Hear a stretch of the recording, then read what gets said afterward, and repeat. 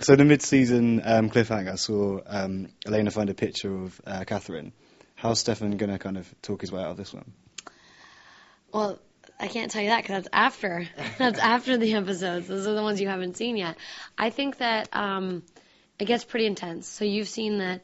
The audience knows that how much has happened, and Elena and Stefan's relationship has gotten quite intense. And just as he's finally earned her trust again, and they've finally reconnected, she finds out this other element, aside from the fact that she's already accepted that he's a vampire. She's already accepted that his brother is a blood-sucking, psychopathic killer. She's come to terms with all these things. Her best friend's a witch. But now his ex-girlfriend looks exactly like her. And so it's just another curveball. And it's going to be tough to recover from that one. And he's going to really have to work hard to fix the situation if it can be fixed. Do you see a happy ending in sight for those two? Yeah, I'll just have to watch and see. Also, Elena was in quite a bad way following the car crash. Is she going to be able to pick herself up and dust off? Or I think Elena is a very tough girl, and she's very strong, and I admire her for everything that she's gone through, and with the death of her parents, and the brother, and the vampire boyfriend, and her best friend being a witch, and Vicky going through everything that Vicky goes through, and just there's so much going on, and the fact that she's able to deal with it and deal with it with such grace thus far, even though it can be kind of traumatic and crazy at times, I think she can handle anything that comes her way. And if Damon succeeds in his plans as far as Catherine is concerned, what do you think that would mean for the rest of the cast, the rest of the characters? Oh my God, if Damon opens that tomb and gets Catherine out, all hell will break loose, literally, because it's just. I mean, you saw, the audience has seen the flashback sequences of Catherine back in the day. She's kind of like this narcissistic woman who uses these boys for what she's crazy. So if she came back, it would be pretty intense, and who knows what would happen. It would be unpredictable. Do you think Elena could take her on? I don't know. We'll see.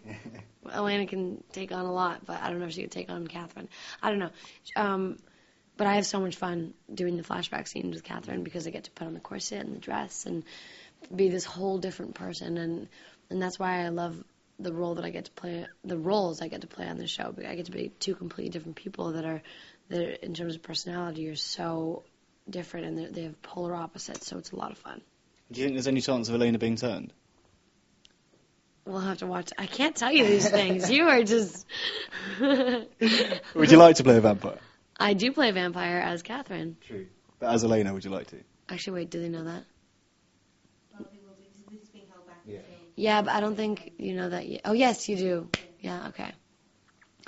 I do get to play a vampire. I get to play Catherine, and I get to put in the teeth and do the whole thing. And it's funny. As soon as you put the teeth and the eyes and you're in that whole get-up, you just change, and you feel almost more animalistic and crazy. And it's cool to play that because it's so different from myself, and it's fun. Which is a better role to play? They're both different and amazing in different kind of ways, but I think I enjoy playing Catherine more because I don't get to as much. It's kind of like the whole vampire appeal and the whole bad boy appeal. It's because it's forbidden and because it's what you're not supposed to have, and it's harder to get and bad for you that you like to do it more because it's, yeah. And we've seen from recent episodes that the producers aren't afraid to kill off the main characters. Should we be worried about anyone else in the show at the moment, do you think? Yes. The audience should be worried about every character's well-being because it's up in the air. Anything can happen. And it's funny, when we first got the show, we moved to Atlanta,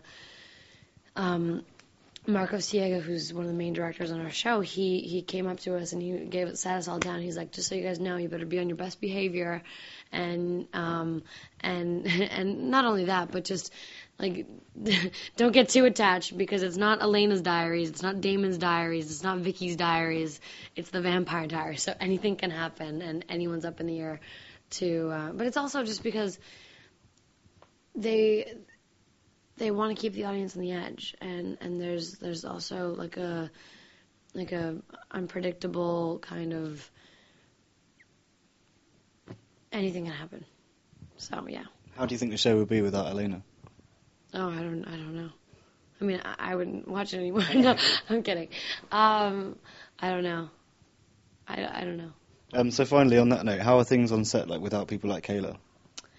You know, Kayla's still very much in our lives. I live with her. Like she was my roommate while we were filming, and she's so cool and so sweet and so talented.